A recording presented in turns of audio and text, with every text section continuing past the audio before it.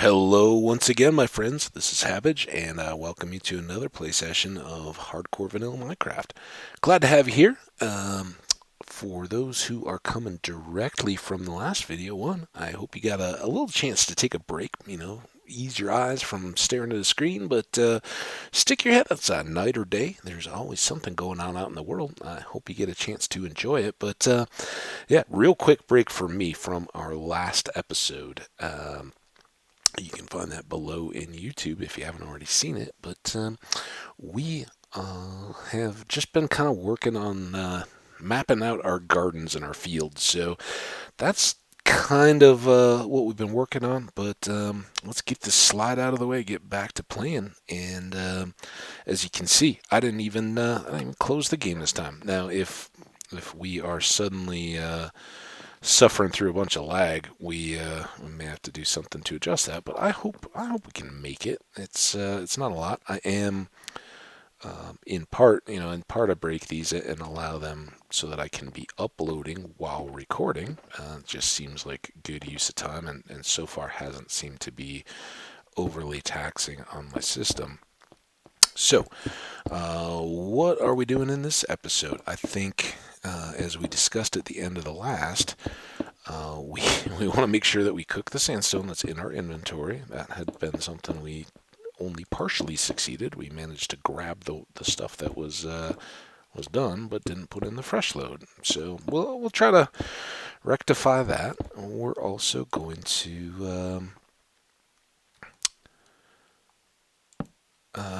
maybe get out somewhere. I don't know if we'll just immediately go back for some more sand. We're going to need a lot. I think we can easily use all that we currently have just to map the farms, much less make any more progress on our home. But I wanted to just show what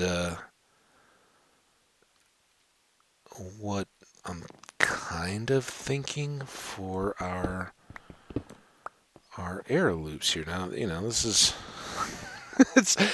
it's kind of the same safety functionality that some of those original fortresses were built with, and that you can just step right on through.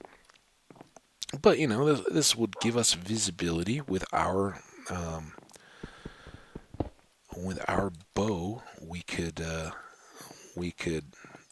take down some enemies overnight, and I think we may eventually maybe do some glassed windows, or even a step through kind of balcony out looking into the courtyard. We'll also have, this wall is going to come up at least, a few blocks up. It won't be as high as the towers. That would make the towers look kind of silly, but it'll it'll be a presence. And do we connect to the rampants on the second rampant?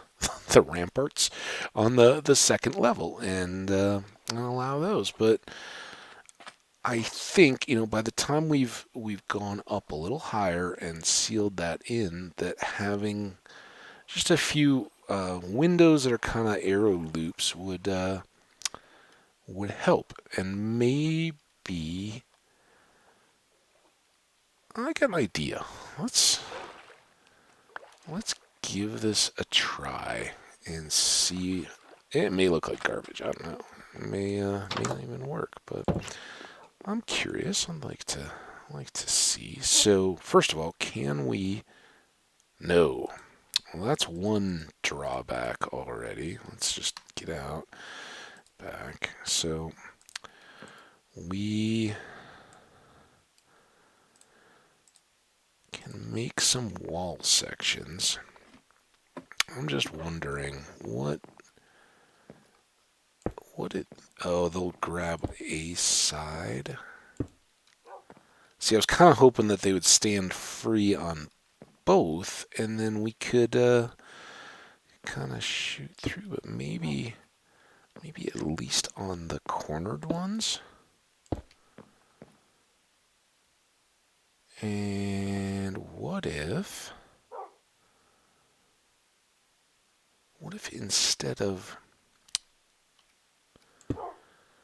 instead of opening the edge there... Oh, now we're out. How are we out already? And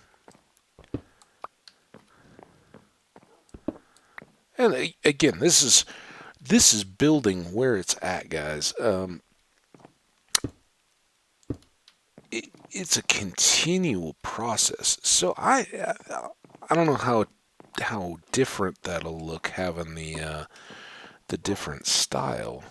Let's take the boat. But I do think that narrow as opposed to huge is better for the spacing.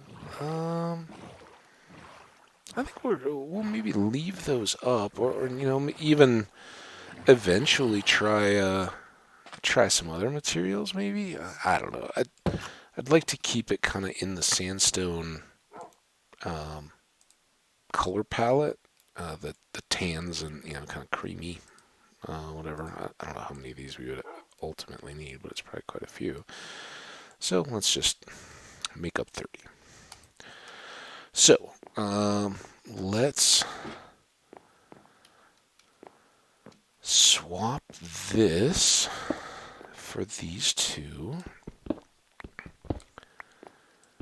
Yeah, as I'd said, one of the deals is that arrow loops want to be narrow, not wide, and kind of with the blocks, that was why I wanted to go up the extra block of height to not make them so, if you just punch out a single hole, it looks like a square, and that typically was not the style. For one thing, you can, have a more supported wall with narrow. The wall will be more structurally sound, especially if it's getting hit with cannonballs or ballistas, that kind of stuff. All those will fare better if they are mostly solid, and so you can place a very narrow slit in a wall without it structurally being compromised. So that was certainly one reason. The other that we talked more about was the just if you're an archer on the inside, you can be firing from what to the outside is just a very narrow slit, no real target at all. But here we can come up and have a wider slit here, and on the other side it's quite narrow. There's not much of a target there. So I hope that doesn't look too tough to bear for anybody. It's it certainly gives the tower more character than it had. But I think if we continue to go upward, so that it's got proportions, and then give it some crenellations around the top. Merlins and crenellations, I believe, are the terms for the kind of gaps in the top of a castle wall where you similarly can shoot arrows and have a little bit of protection. I know you guys were all wondering. I'm gonna cook the sandstone now that we don't have a full stack. That's not enough. I tell you. All right, let's put those away for now. I think we're getting on the right track.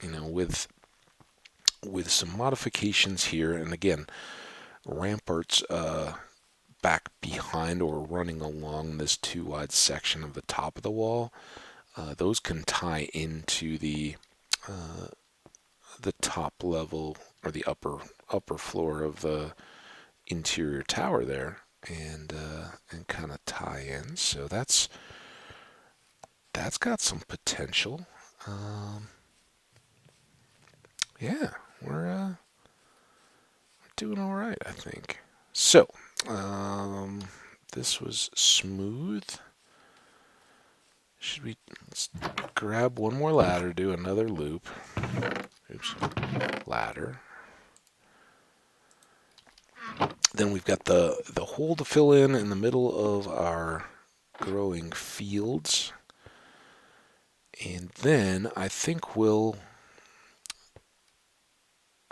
kind of be at a progress point where maybe we can divert out. And I'm thinking next, maybe we drive back down and go get after some more diamonds.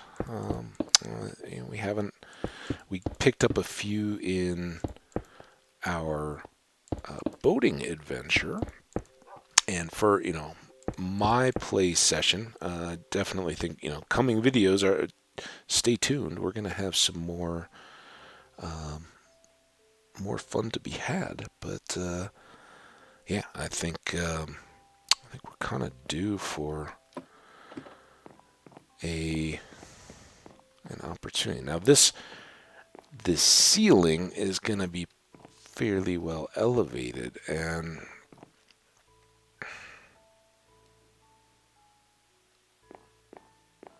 I don't know if maybe we would put in one more.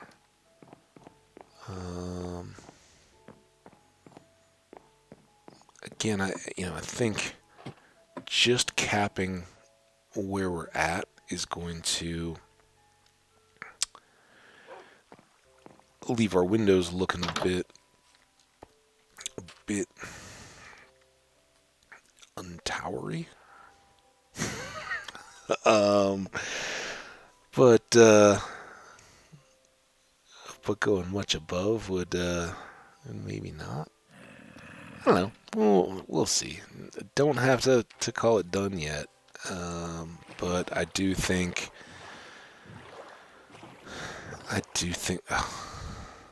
this is one that challenges me. The boat turning and my head turning and getting those out of sync doesn't seem quite as smooth as I would like it to be. And that, alright, that's cool. I'm sure it's in large part me, it's just, and I love that the boats behave as they do now as opposed to how they had. I never did put in that last block. I don't care though. I think that, functionality wise, they're so much better. I talked in the past about their behavior where they could abruptly blow up on collision. That was was less fun. That was one of the few things where I've truly just been raging at the game when I lost a world. Most of the time, as you guys can well imagine, having seen me play through a few worlds, it's clearly my fault, and I have no one to blame but myself. But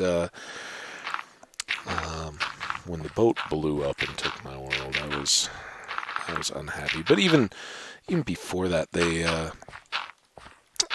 you steered a little bit more differently, more with your mouse than the WASD. So it was. I think it's a little more natural now, and even if you can get your head out jointed with which way the boat is going, it's not a game breaker for me. I think it's so good relatively that I'm pretty happy with how all that plays. So, we got a little time. Do we try to drive one of these to see our full extent? I think this is the path of least resistance. Let's give it a try. So this is one where we're actually counting 2.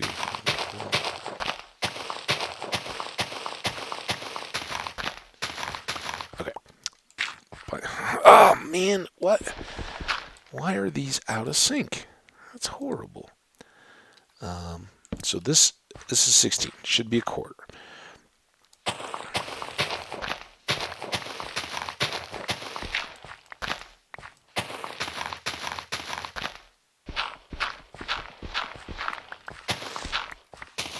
Okay, that should be 32. Now we just have 2 more. The reason I like the torches when you're doing multiple levels like this, it can get very confusing trying to keep an accurate count as you're doing multiple levels and all that, at least for me. And, talking, you guys don't want to hear me like trying to particularly keep count or anything. So this is the means I've come up with to kind of not lose complete progress and just have to endlessly count. The check comes when we lay paths and push those all the way through. So with 32, and then our next, we should now be sitting at 48. So almost through the full length of a field. And the question is, and there we go, the hill that's above our heads is, fortunately, I don't think it runs too far distant. So yeah, okay. Never mind. So I think we're okay. Okay, so that's all dirt.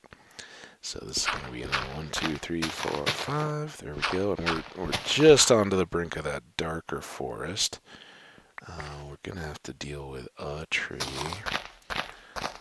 I do, as I've said many times in dark forests before, you want to be careful here. These are dark enough to intermittently spawn mobs in the daytime. They're not going to be, it's not the same as at night. You're not just in imminent peril, but at random and infrequently, which makes it almost more dangerous, they can just come out of nowhere. So keep looking, keep moving, and keep looking so that nothing just directly sneaks up on top of you. And again, this is why it's nice to have the kind of chunks of 16 marked by a torch, so that as we come out on another side or whatever, you don't have to feel like you just have to finish the whole run and mark it. You can pop out, make yourself secure, and then return and not have to, start counting over from scratch to remember where you left off. I don't, particularly remember where we were getting close. I think we may have been on the last run, but do we have that last little, if you were seeing it there, when I do Minecraft counting of units, I go by the 5s that I extend my pick, and that's straight out of the diamond mining and all that. I just 5, and then 1 is it fits with all the spacing and stuff that we do for torches underground. So 551 gets me to that 16, which is a quarter of the 64. So 5, 5. So we weren't even that far. We were just. So we need one more section of 5. We'll do that. 1, 2, 3, 4, 5. 3, 4, 5, 1, and that's the end of what should be a full row of irrigation. So it shows how much more we got to go to get to the end. And of course, we'll want to push all this back enough so that we can, make about a 3 deep stone, kind of like the path going all the way around. Just, we're not going to store stuff on that end. We just want enough space to store our or turn at the ends of our rows to swing back and come for the next batch of whatever it is we're harvesting. So really that would be, and again, now I don't know if we're, well, I guess I do know because it's in our tunnel. So this is 1 below the surface. This would be our surface level. So we want 1, 2, 3. I don't have any. Oh, I do have some cobble. Good. So 1, 2, 3. That would be the full range marked of our area. And as you can see, we got some work to do. We're not going to try to get all of it done right here. We're going to go, as I said, I think maybe try to get on some more diamonds I don't just want to have a bunch of field work done at the end of the day. I want to, maybe be out, do some adventuring, make some more game progress along the way. But I don't want to, at any point forego the building. I think that's going to be a big part of the character of this world, more so perhaps than any of the others we've had so far. So hope you guys are down with that and enjoy. And we'll want diamond. Diamonds will improve our adventure, right? They make us tougher, safer, and keep pushing. So all this is going to be in play in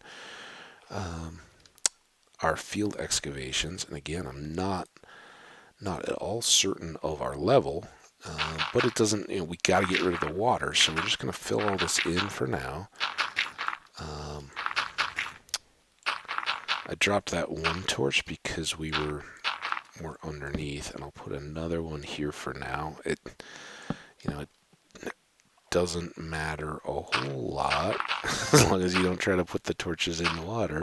It doesn't matter a whole lot, that we're not going to be working through the night out here. We may have to just clear up, but now that we've got it defined, we're gonna kind of clear top down, and fill in this hole, so we won't have a lot of dark spaces. I just really, for the purposes of today's work, I wanted to fully see how far back do we have to go to accomplish our goals here. And I think we've done that. We've taken care of some potential flooding along the way. Clearly, we've come a long way since the beginning of the last session when I started this play session IRL. And again, coming at it from this way, I know this side of the tower looks a little goofy right now, but remember, we're going to have a wall building up there that will tie into it. So hopefully that'll soften it up. And I do think, having come and gone, I think we'll have some smattering of these. Maybe, at a few points we'll have an extra rough sandstone sticking up, and at others we'll have smooth going all the way down to the ground. Right now, at a even one, I think it looks a little contrived, but in a natural fortification, there would maybe be corners and things that were exposed of a rougher stone, and then places where the more finished building stone was visible all the way down to the ground level. So yeah, we won't shy away from using any of them. Just another little trickling of coal. So now we didn't come close to using up all these shovels. Let's get our pick done. This is gonna use more axes, but I would like, before, I guess I can throw them in a chest. Let's throw them in the chest. We've done so much in the dirt. It's getting hot outside. Let's just go underground and see if we can find a cool diamond. Ideally more than one, since this world seems to be on low supply. So let's just remind ourselves we've got 3. We could make a pick, but I don't immediately have need for a lot of obsidian. So yeah, hey, I hear you, Salty. We're gonna go downstairs and do some picking.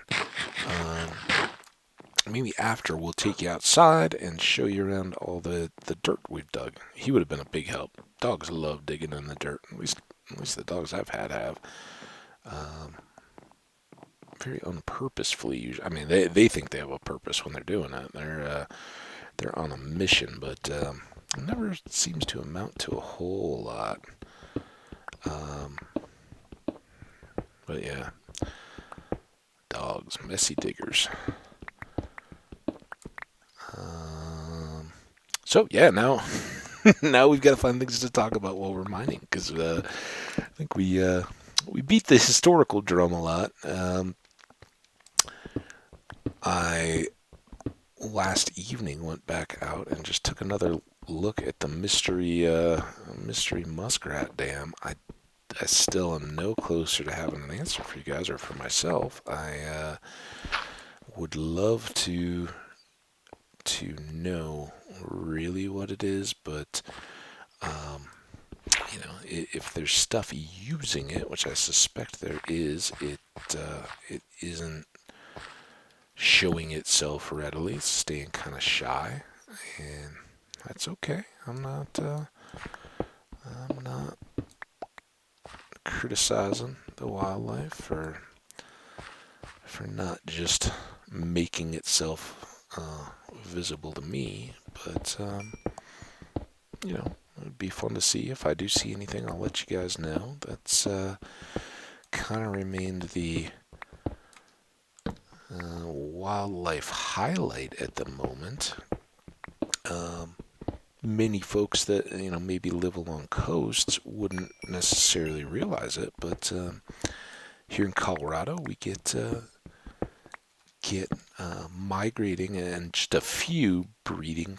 I almost said penguins, and then you guys would have really like, Hambbage, are you feeling okay? You act like you are interested in nature, but you kind of showing us you don't know a thing. No, pelicans, white pelicans specifically, not the brown ones that you often see along the coast in the Gulf. At least that's where I see them. But the white pelicans will certainly fly through as they migrate. But as I understand it, they do most of their breeding on in the northern plains and even further north. I don't know if they go as far up as some of the Arctic tundra and the things that kind of are championed as environmental causes. I don't know if they go quite that far, but they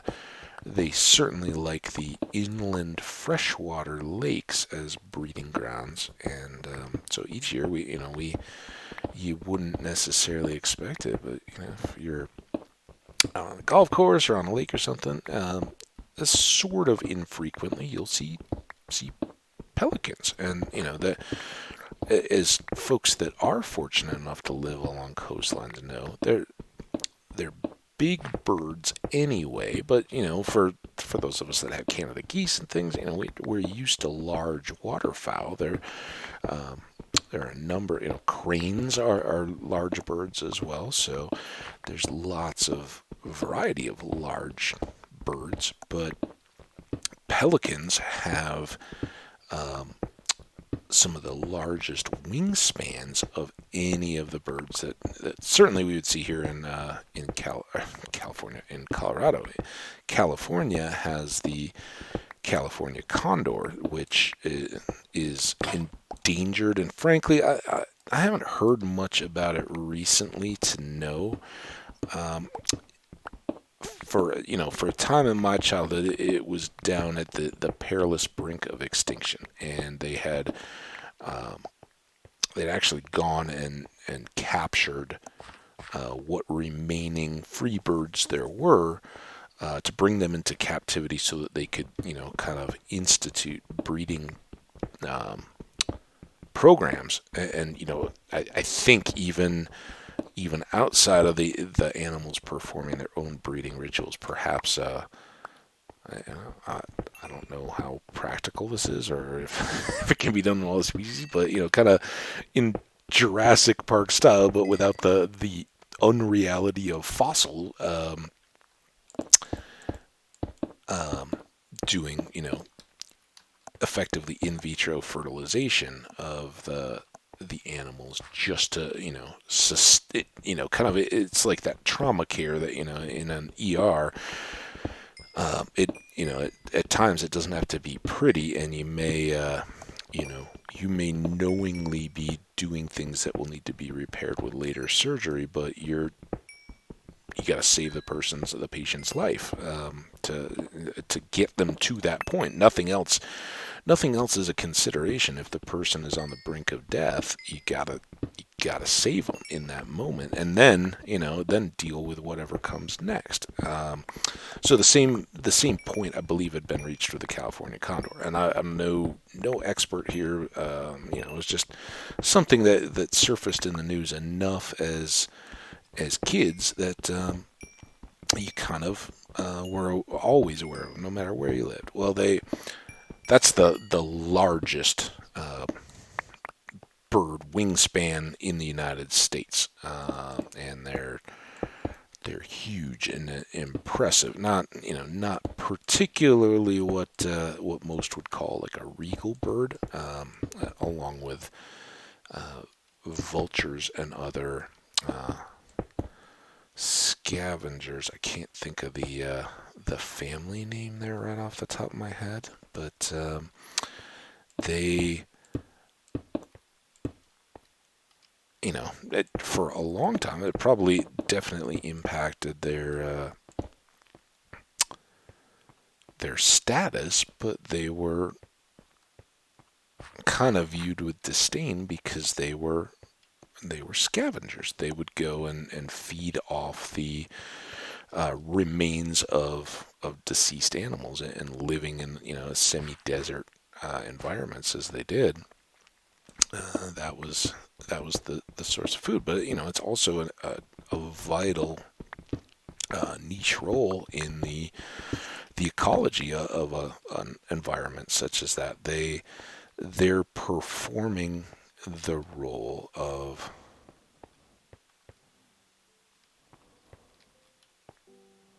yep, I'm good at counting. We always talk about it.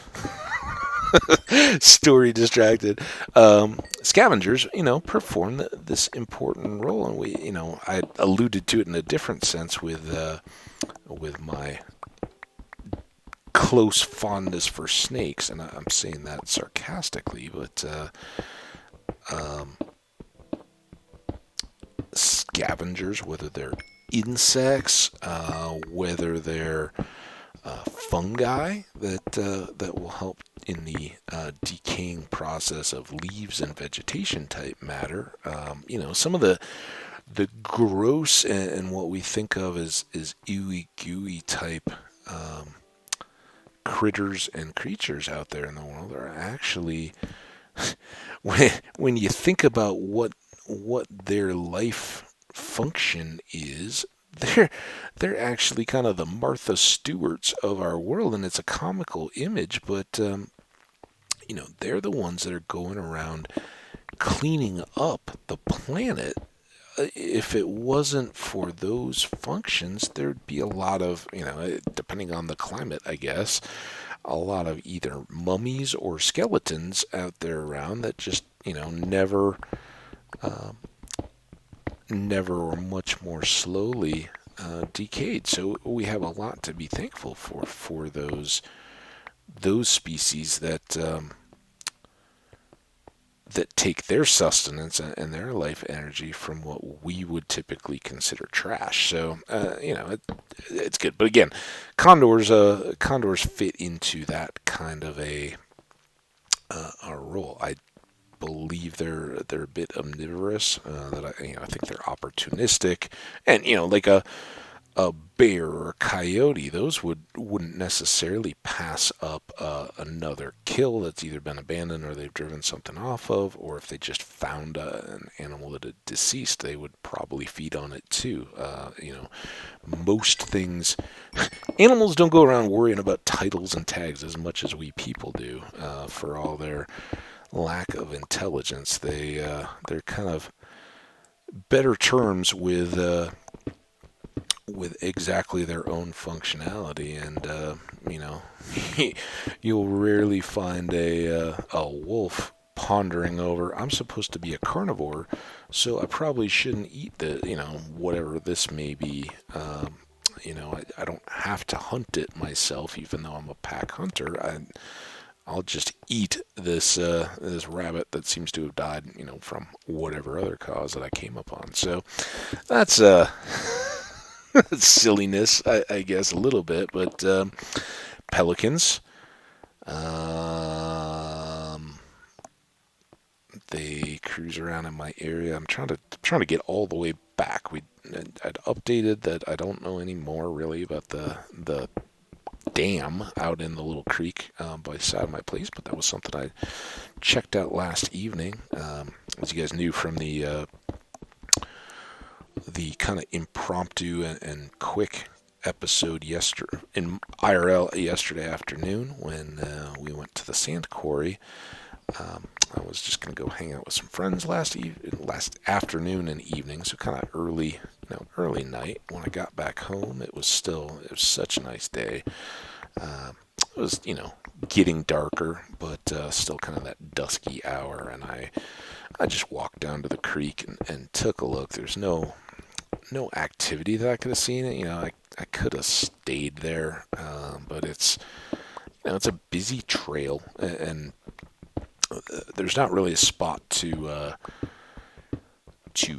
obscure yourself over, on the creek bank right beyond the trail. It's not, it's not that kind of area, and that's stuff I certainly did in photography. Would, go make myself small in willows and just kind of wait, and that it's a style that familiar for hunters, where you allow the animals to come to you, and that's part of the studying of their behavior. And at the between videos and stuff, when I say get out there and observe and enjoy the world that's out there, that's a part of what I found in photography. And I understand a lot of people that actually hunt actively find in whether it's hunting a moose or whether it's hunting deer. It was very common in the Midwest where I grew up, or turkeys are popular with bow hunters. So lots of variety of hunting out there. And I again, I think I mentioned, um, I kind of laugh because in the United States, it evokes a lot of reaction, and I'm not fishing for that or anything, but I'm a gun owner. I'm not in possession of my guns because I live in an apartment. I don't have a lot of space, and I don't use them frequently. So a good friend of mine who's also a gun owner has a gun safe, and so I just the only times I really shoot are if we're going to go camping or intentionally go shooting either at a range or up in the mountains or something. I will I'll coordinate with him and go get them. But I'm not a person that thinks I need to have a gun for my own protection in my home. I think for one thing, I think you're far more likely to suffer accidents, tragic accidents from those. And I don't have kids around here, so for me it would be pretty safe. But I take very seriously the idea, of firearms should be stored in a locked, secure place, and that's multifold. Certainly, you want them to be secure and away from children. You don't want them to fall into the wrong hands, but also any gun, and mine are not, they're not the news ones. I don't think that, even whatever side of the gun rights positions you may be on, none of the two that I have would fall under anyone's consideration for being ones that would be limited, anything like that. They're one is primarily a target rifle, and the other is would be a competent hunting rifle for like deer or anything like that. It's a higher caliber rifle, and then the 22 is kind of my most frequently shot, and it's been years. I don't, again, it's not something I'm doing every day. I'm not a hunter. I'm not using them even seasonally with any regularity. So they're there, and I won't brag because I'm really not, but a competent enough shot that I can enjoy target practice, and know, even if it's been years, this is what I need to do to keep improving, that kind of stuff. So it's interesting. But when I was growing up, and certainly once I'd gotten out of school, but I'd relocated to Colorado. I am a pretty bad fisherman. I love the idea of fishing, and obviously I think it's very clear to anybody who's been listening or watching these videos. I love the outdoors, and I love to get out. I just I find that when I'm out in the areas where I would fish, and particularly here in Colorado, because here you can lure fish, and there's plenty of reservoirs and lakes and things where you can have a reel on your rod, and either use bait or lures or anything else, and kind of manage,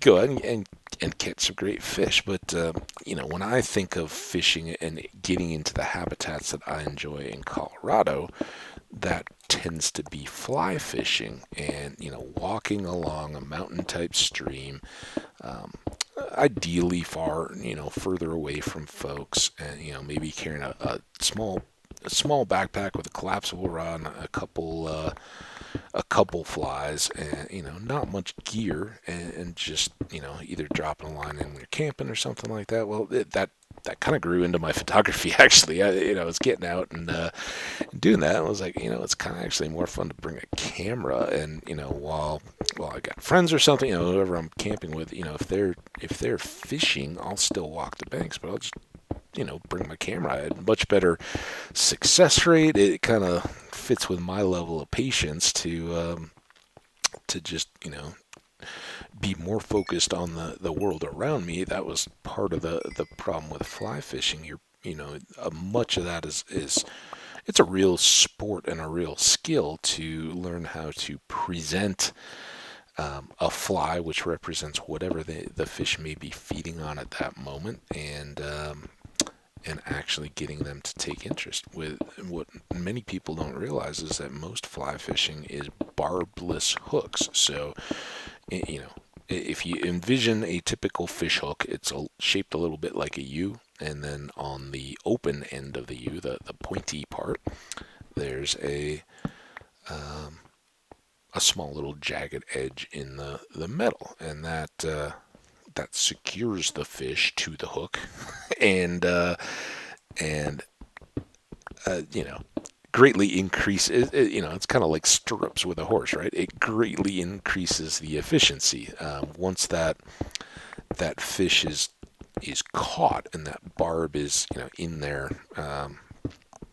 mouth. A lip is a little bit of a humanization of the fish, but once it's gotten purchase inside the fish's mouth, they really have to do themselves some damage to get free of it before they get drawn in. It also ensures good fight with a big fish. So I'm not, and the other part of my fishing experience and culture, as I said, I've enjoyed the boundary waters, canoeing and fishing for walleye or smallmouth or something up in northern Minnesota and other parts of the Midwest, with lures and things like that. So I'm not hating on barbed hooks or anything like that. It's a part of it, and that fighting a big fish is certainly something. It's just a much more delicate and much more practiced skill to have success when you're fly fishing.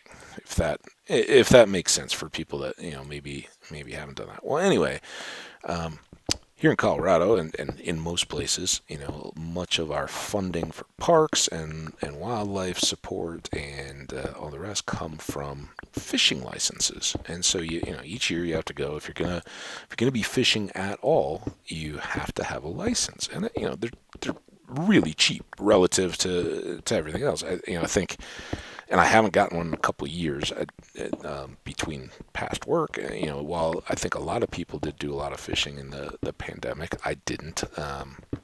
Again, not kind of got superseded for me by photography for one thing, but also just it wasn't hitting me to go do it solo. So I haven't done it in quite a while, but I think back in the day it was like $25 maybe to get a fishing license, and then there were a couple other features. One was that you could add a second rod stamp for again, these are years past and maybe totally inaccurate, but I think it was like $5 to add a second rod. And what that meant was, if you're at camp and you're camped along a creek or a lake shore or something like that, you could actually, and this would be more, bait and bobber or, some kind of set in lines. You could have two fishing rods and you could, have them both cast out, presenting bait to fish, and fish them both. So for tiny bit more, you could have that. So always get a second rod. The overall biggest reason for me, particularly in my younger years, to get I don't know why those are in there, to get a fishing license, whether I was going to fish or not, was to have what I don't know the exact name for it, but it's basically a backcountry rescue stamp. And what that says is that you pay 25 cents for your hunting and fishing deal.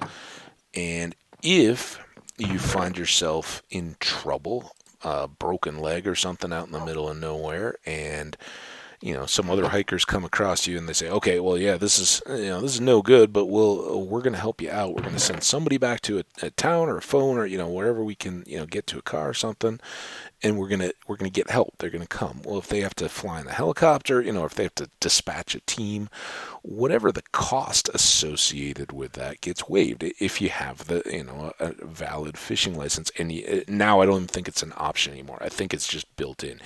If you buy it, it's just kind of one of those add-on service type fees. You automatically get the 25 cents, which says that you're if they fish this out of your wallet, you don't get charged anything for any activity around your rescue.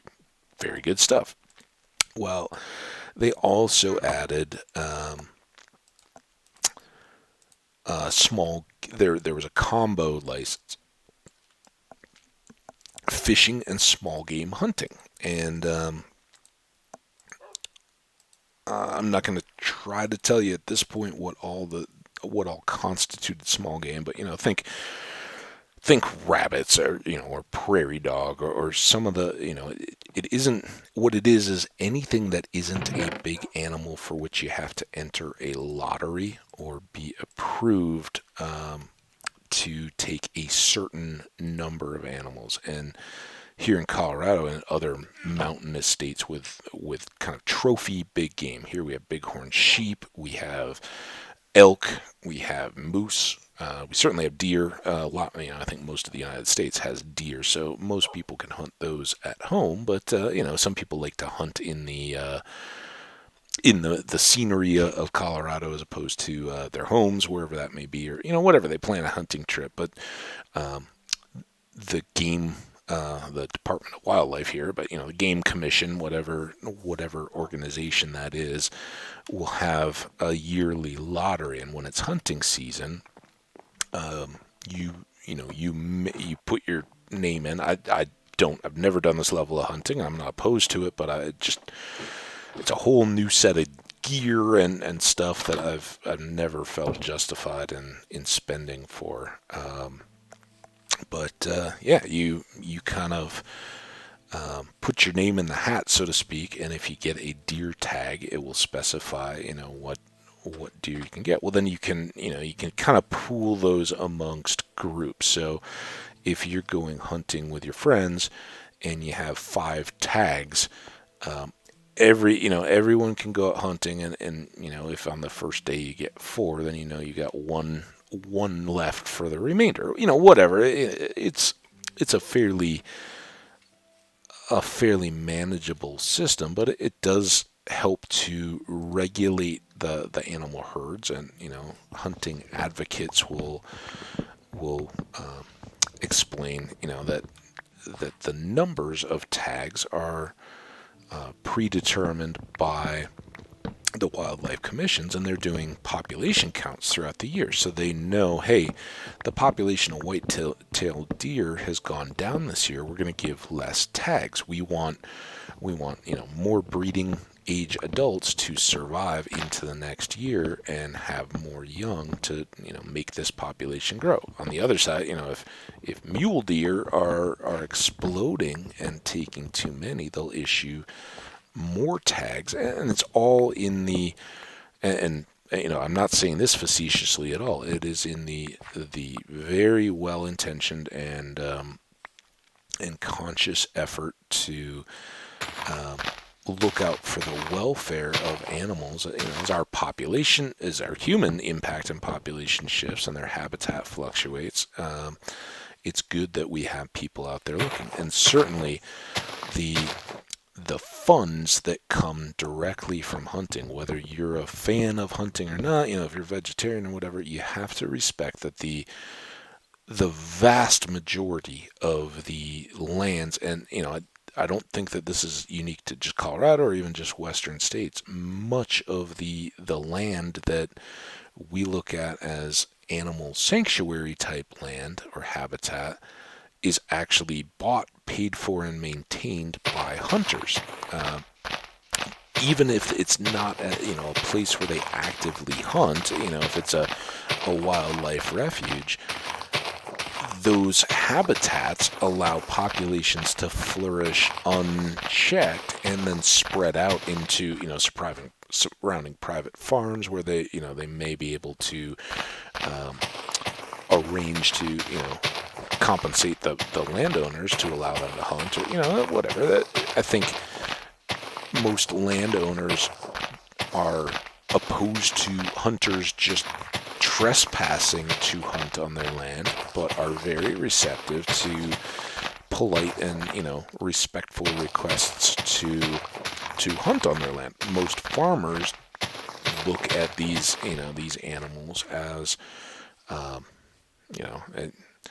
things ranging from beautiful nuisance to outright pests, because if you're trying to grow corn, say, and herd a deer come through and mow it all down in a night before you were ready to harvest it, it's got a real financial impact on you. So it's understandable. There's different pressures there, and certainly like everything else, we constantly learn and adapt and try to do our best to look out for the welfare of the animals, while also protecting the interests of the people, the residents of the states, kind of keeping everything working, and gathering feedback. Hey, how did that last change that we made impact things? Was that good? Do we need to tweak it back? So, in all of that, when I saw that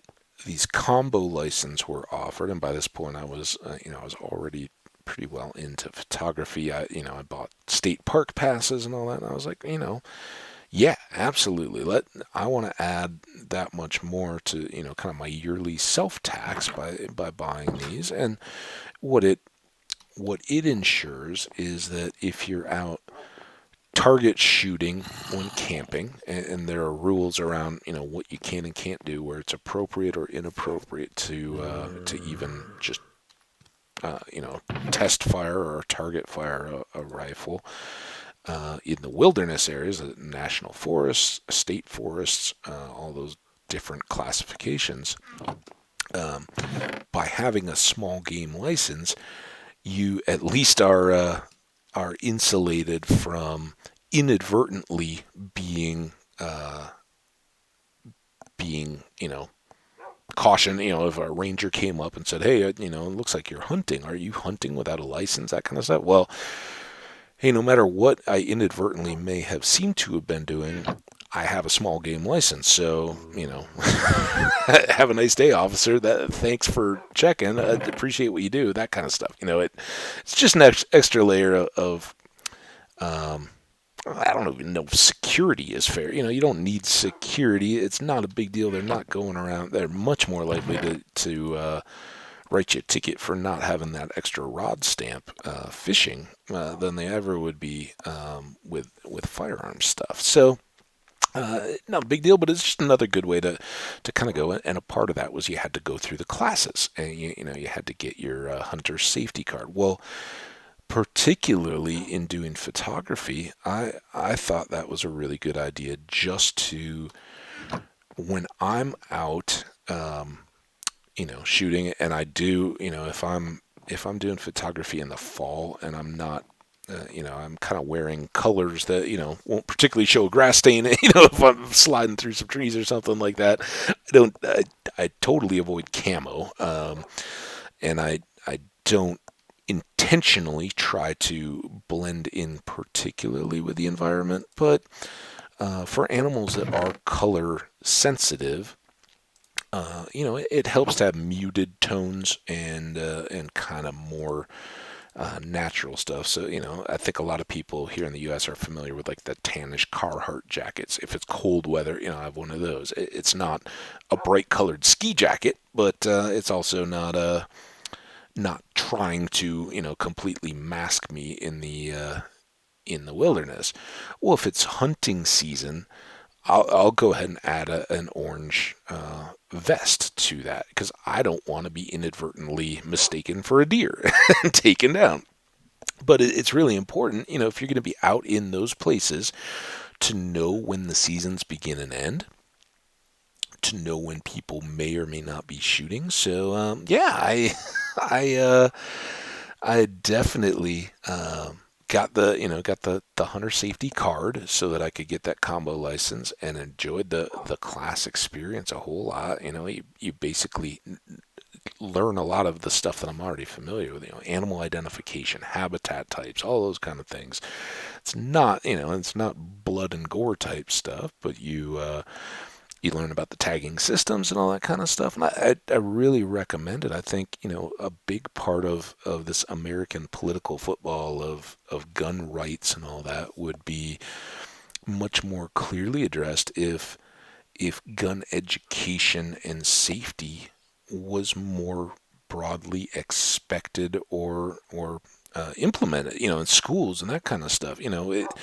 This this mystique and broad categorization, and it's kind of now an outdated thing, but guns don't kill people, people kill people with guns and other stuff. Cars more often than guns, although that maybe have changed over the last year in particular.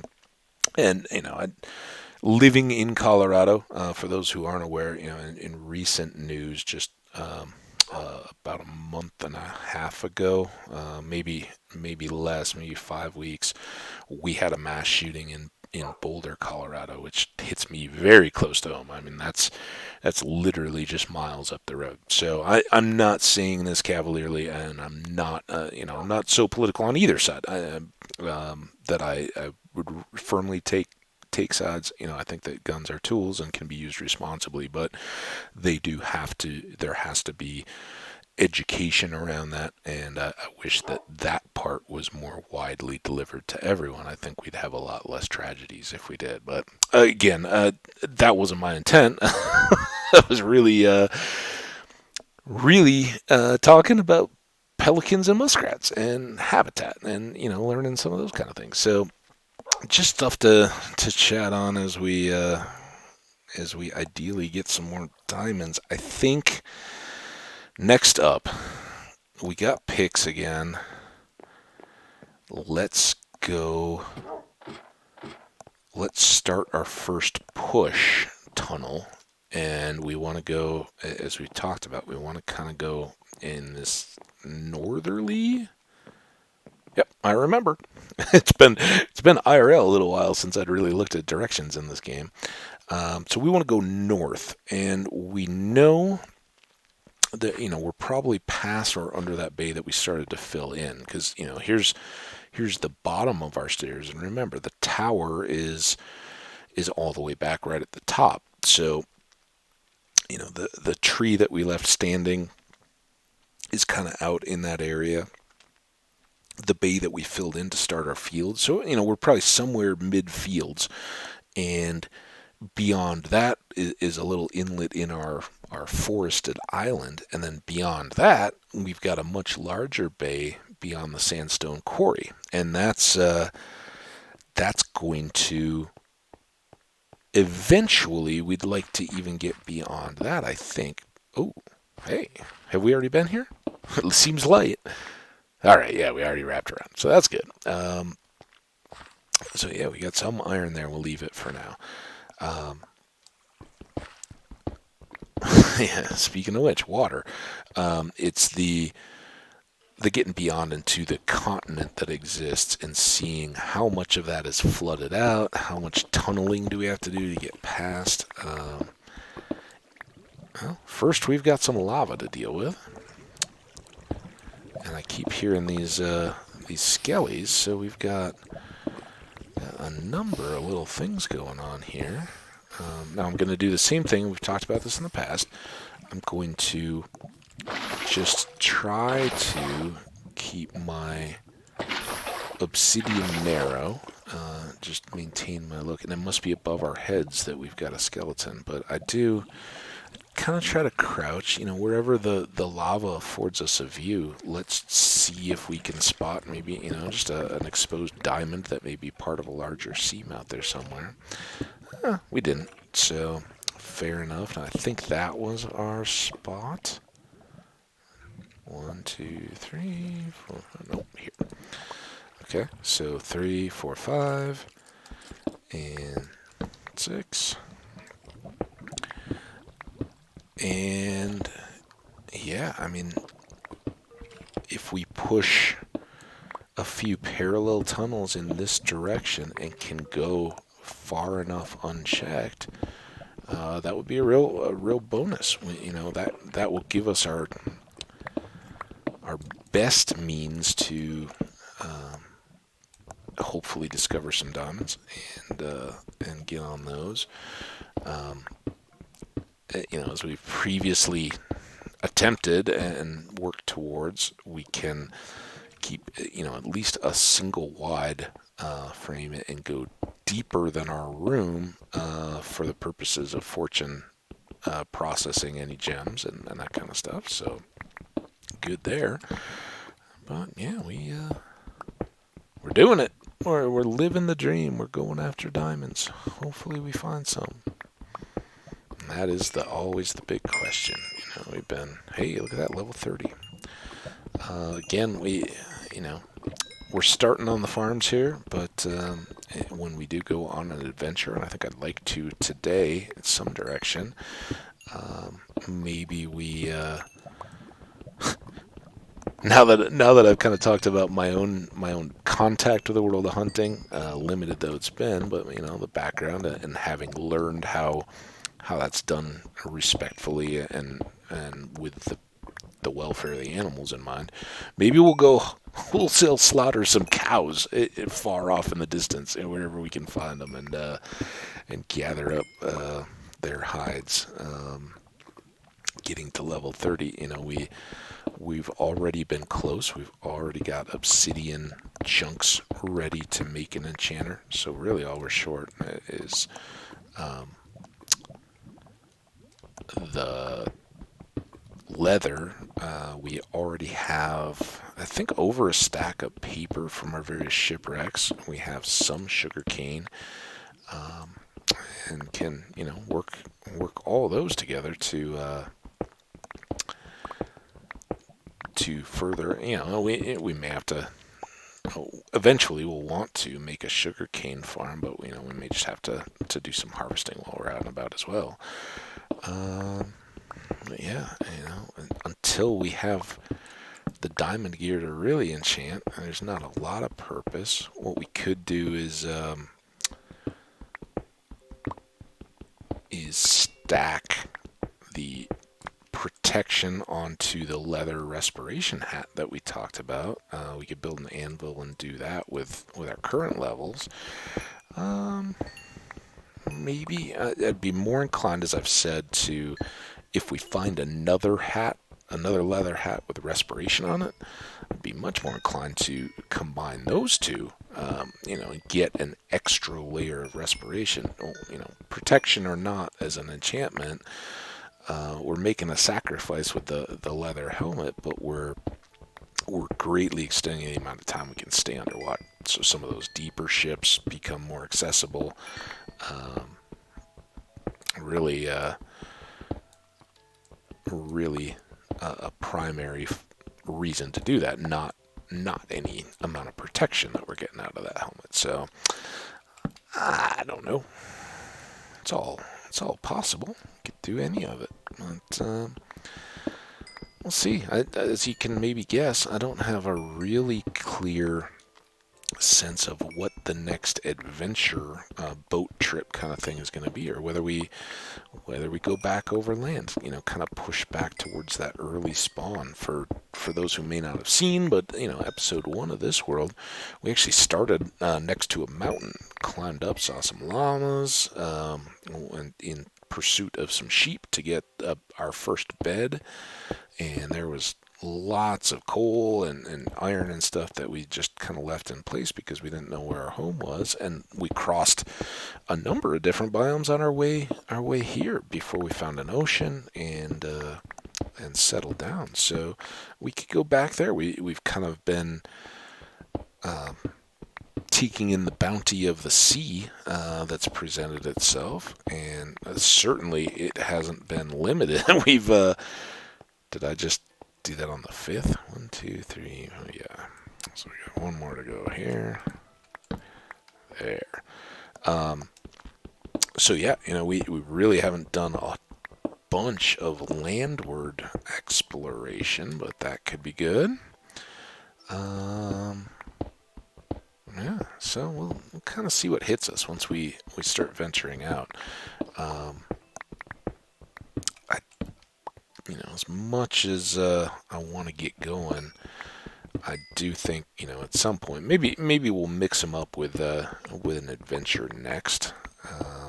And I'm kind of saying all that we may have adventure here if we catch something underground, caves or that kind of stuff. That may fill a bit more of the adventuring world. All right, we're just about over halfway for standard episode in this format, and as we showed yesterday, that they don't have to be locked in at 2 hours. I just find that's kind of a decent time for me. I'm usually ready for a break at that point.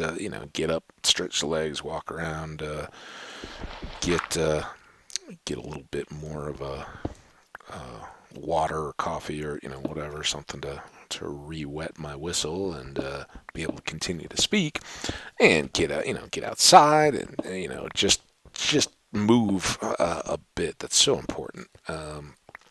Can't emphasize enough that I think, particularly if you really find that you like video games and enjoy playing them. Ooh, that was a sound. I don't know if that was a minecart.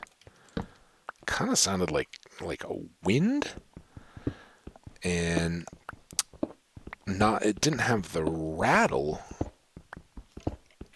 of minecart. I don't know. Could also mean that up above us is water. We're now in that bay area. We can, once we kind of work our way through this coal here, unless it devolves into some kind of excitement or running for our lives, we'll pull up the debug screen and take a look at our biome, see where we're at along the way.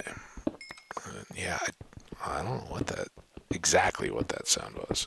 I'm guessing it was, kind of a modified minecart, maybe.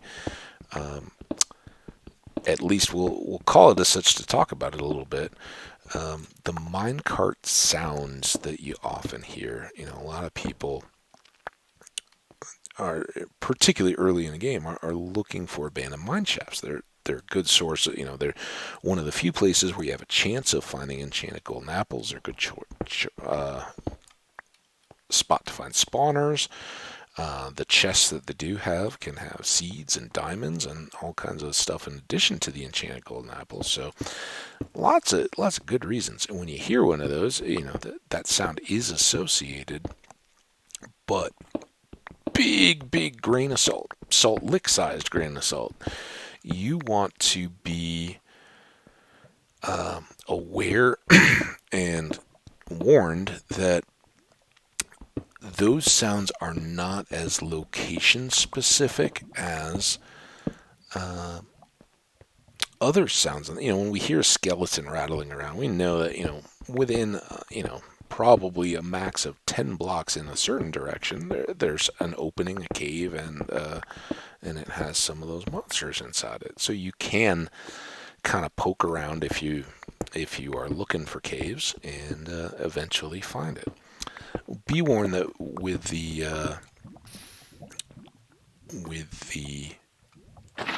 minecart sounds that you hear underground, while those do correlate to an abandoned mineshaft, that abandoned mineshaft may be, and I think it's up to a chunk,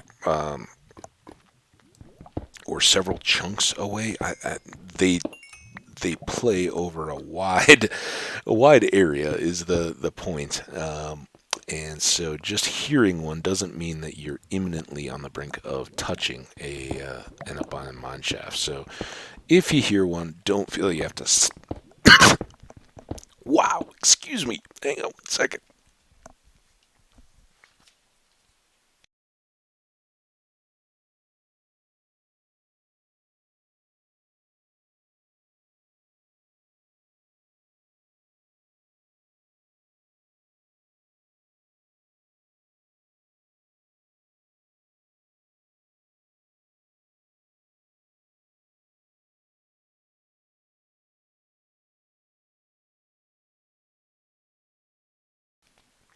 Okay, I hope we can talk in, and I hope I muted that because wow, holy smokes! I know I missed the first cough, just out of nowhere. Woo!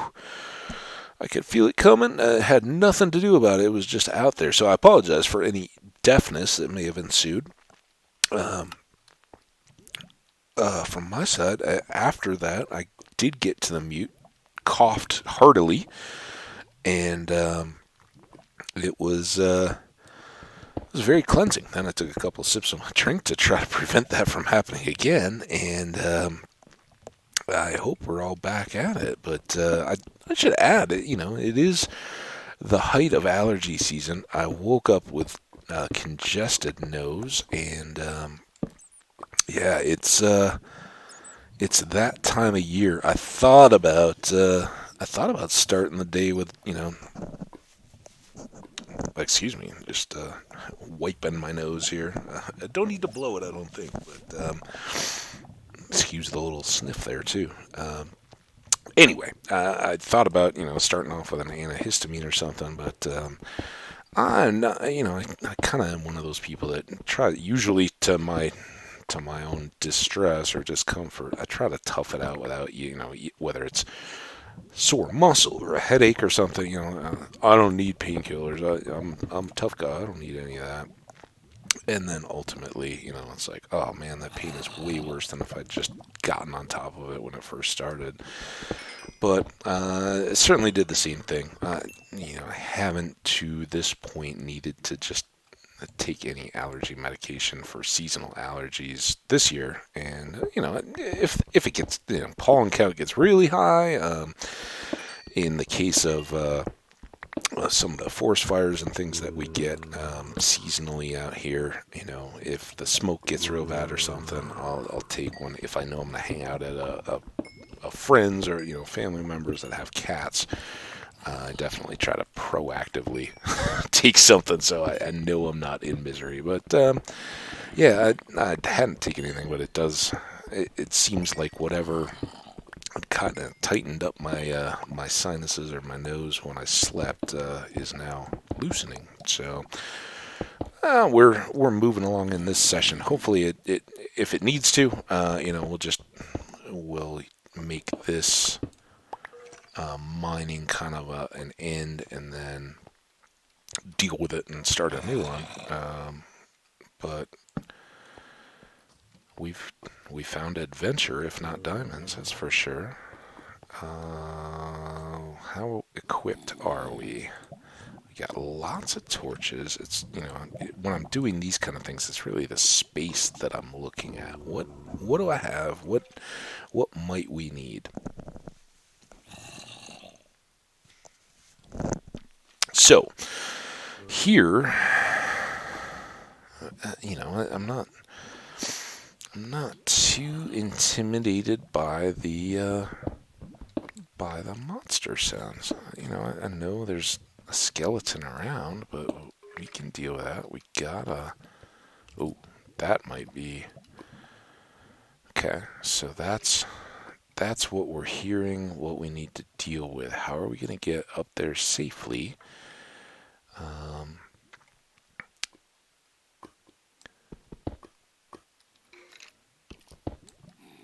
okay, we got a bit of an overhang, so let's do it like this. Now we're gonna.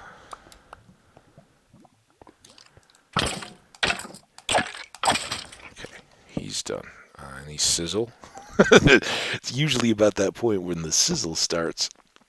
Okay, so we dealt with the immediate overhead threat.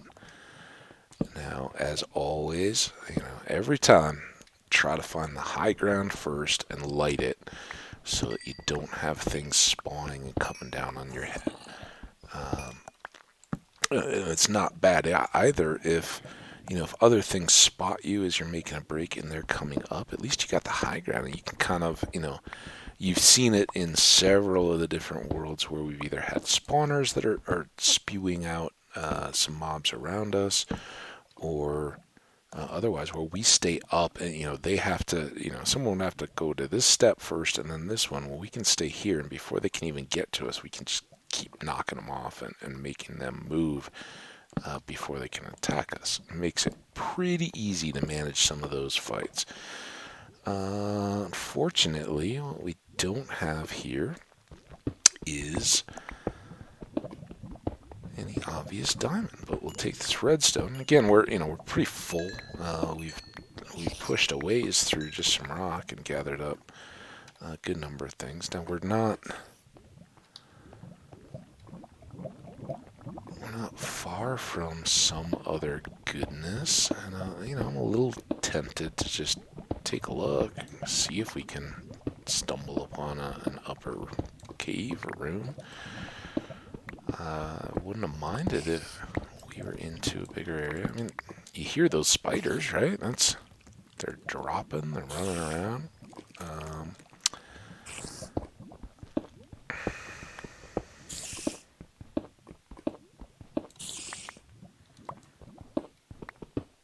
But this is also why I don't make a big habit of this, and why when I'm doing the. Whoa, what happened? Oh, so we found this. This could just get real exciting here. Hang on. I think our little winding path up here kind of came from here. We're gonna detour it back because I don't want to get. I suspect hearing all that activity, we're close enough to the overhead that gravel may have exposed them. I don't want to get trapped, right? I want to have a path of exit where if I start digging out the gravel that already fell, that could make for a bad day. We're done with bad days. We've had too many of those in this channel. So yeah, just now we're gonna secure this because I also don't want to plunge into lava, which I'd be good at, I'm sure. Okay, so now This is the gravel that had made it all dark when it fell and blocked out. And I suspect, don't know, I suspect that somewhere around here, this is going to open up into the source of all these mob sounds. So we're just going to kind of cautiously watch and climb and wonder.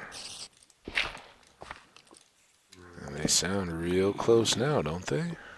Closer. You can tell I got the adventuring itch, the hunger.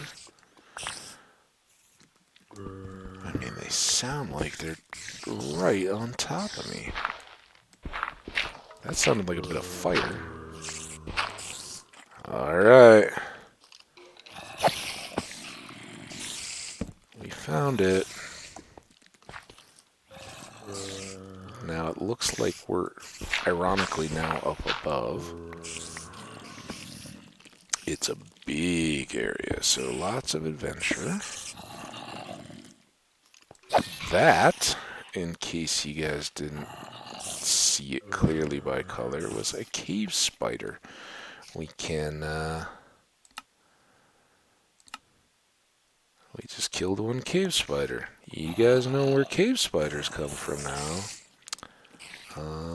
But this also, oh, well, that wasn't intentional exactly, but, oh, oh,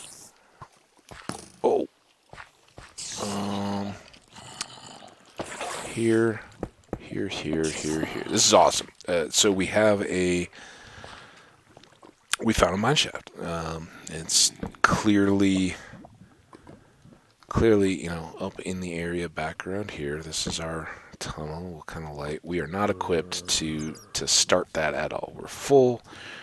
We don't have enough food to endure the cave spiders, and in that big open area, I don't know where they're coming from. You know, I don't have a clear path to go take out their spawners, so they can just keep popping quicker than we can even deal with them at the moment. So we just sealed that off for the moment. I don't think I'm going to completely shy away from it, but I definitely want to go back, clear my inventory, reassess my gear and my food, and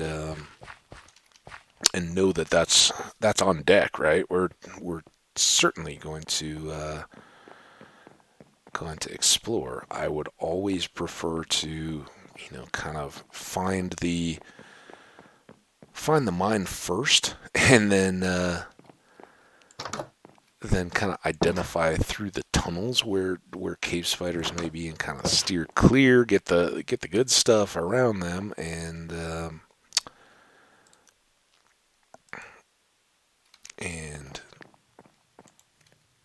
deal with the rest as they come up. But it doesn't look like we're going to quite get that luxury. Now, what we can do, since we had climbed up by that gravel, and we kind of turned back around south, was the way we were facing, when we noticed that, you know, there was that big cave present. We were looking down and across at it, and it certainly seemed to open up into the distance. So lots of possibility there, but maybe we just kind of explore off the side of our tunnel before we ever get to the end that we'd reached, and see if we can approach it from another direction where it's not quite so wide open and full of spiders. First thing, restock what we do have. Second thing, see how much overflow coal we have. I don't think we're quite to making blocks yet, but we're very close. Next thing, get rid of these guys. next thing after that. I think we filled our first stone chest downstairs, but that's it's not a real problem. And, you know, I know we've also filled in a lot of this dirt, and I don't remember. Did we put more dirt here? We had overflow dirt. We were putting it somewhere here. See, I don't completely forget that I've done these things. It's just tough to manage where all they are. Okay, so steps that we need to do to get ready. We want full picks. We want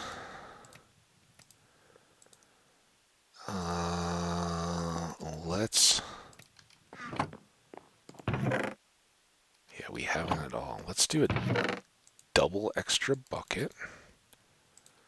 And I think we have at least one cow out over on this point. At least we have. He may have wandered off. The cows don't really despawn, but may have relocated. Once upon a time, I know there was a cow out here. Well, that's a bummer. Now we gotta go wandering and looking.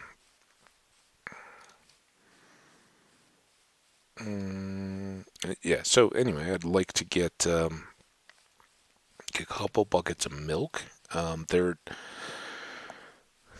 less effective than I'd like, but if you've kind of kited away a couple of spiders, but gotten a bit overwhelmed and they're taking their toll on you, gotta make the buckets before you go looking for the cow. Come on. We'd seen the chicken. Is that what I'm confused? I know there was a cow around here, at least one, and I don't think there'd been two. That had been a factor. So anyway, don't go in thinking, oh, I got a bucket of milk. That's gonna make it all fine for me to go take on a whole nest of cave spiders. But what early on, and as ill-equipped as we are, it may just in a slow trolley kind of way, as we're just even trying to figure out what's down there, it may let us survive just long enough to avoid a disaster if we kind of get things out of control a little bit. So there's a cow, I think. An edge of, yeah, cow. Good job, cow. Ooh, yeah. That's not cool. Seriously? Hey, look, it's a cow. We can't get to it, but it's there.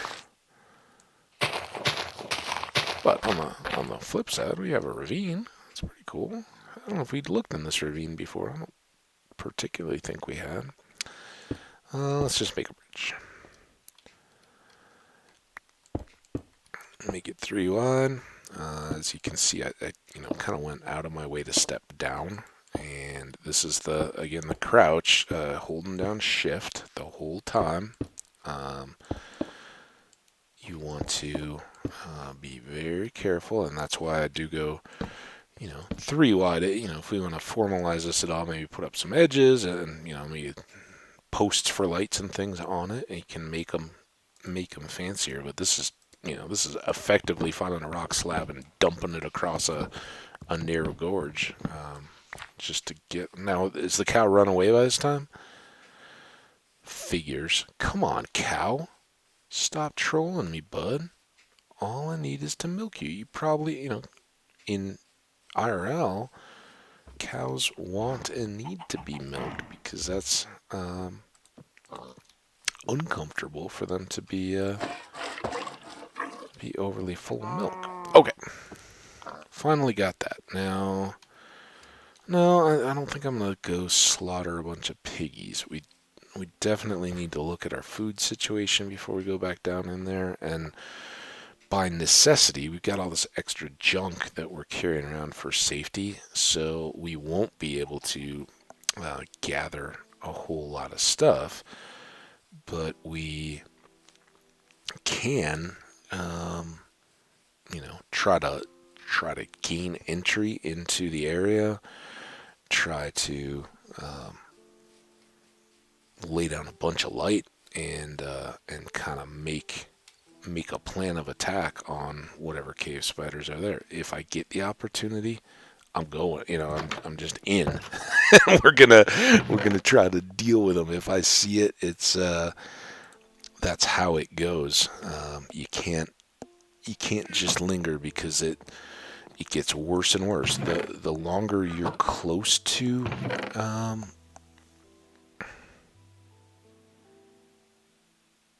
no, I don't want to bring mushroom stew. Man, are we gonna really let's swap these. This is so much food. Oh, it's just silly. We don't need that. We're gonna put the bed away. We don't need it. And as much as I think that they would appreciate if we brought them a gift of a dandelion, I don't think that's gonna make them stop trying to hurt us. And we need that there. We wouldn't need the golden apples until after we've gotten the milk down, so we'll start here.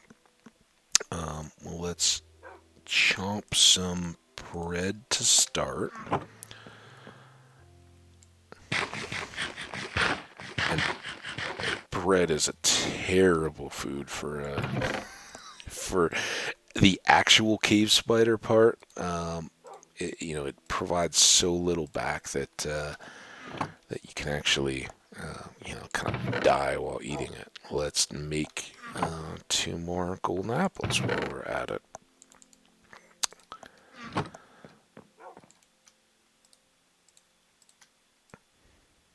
Whoosh. Oh, not there. Here. Alright, so we got a dozen of those. We got torches. We've got... grab one more arrow, because we got one. We're taking every advantage we possibly can down here. We're not going to worry about... I'll use the diamond sword even if there's a couple cobwebs in the way between me and... if I can see the cave spider spawner, we're taking it out. And I'm not going to bother with the diamond pick to do so. Well, as I'm setting out, maybe it's worth having it.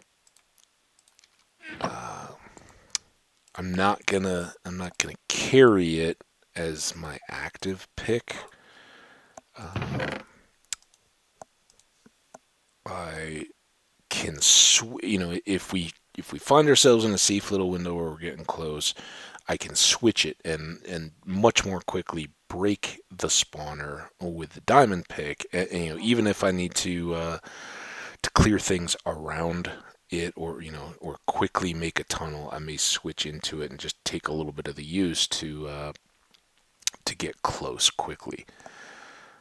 Okay, let's see. I think we're gonna climb up here. We're gonna stand on the non-existent ramparts, and we're going to take a last breath of night air in what could be our last day. This could go bad, but cliffhanger time, guys. We're just over an hour and a half into this. I don't think we've got enough time to go down and even make just a cautionary adventure without without running out of time and pushing it really long. So I apologize. I didn't mean to really tease that, but we discovered it late, and then just in gearing up, we took up enough more time that I think we're going to reset. So um, I'm going to very sincerely thank you guys for watching this episode. Again, not completely riveting. Unfortunately, we didn't find any diamonds, but we found our potential for adventure. So we're going to seize that the next time around. I'm going to step away again one more time, probably quickly, but consider some allergy medicine, and hopefully that won't numb my senses to what's going on around or take the edge off. We need all the edge we can get. So tune in for the next episode whenever it may pop. Hopefully it will be a success and not the loss of our world. But we'll see what happens together in that next episode. For now, and as always, stick your head outside as you take a break, see what's going on in the world, and come back when you've gotten a good little taste of outdoor air. And we'll see you then. Bye now.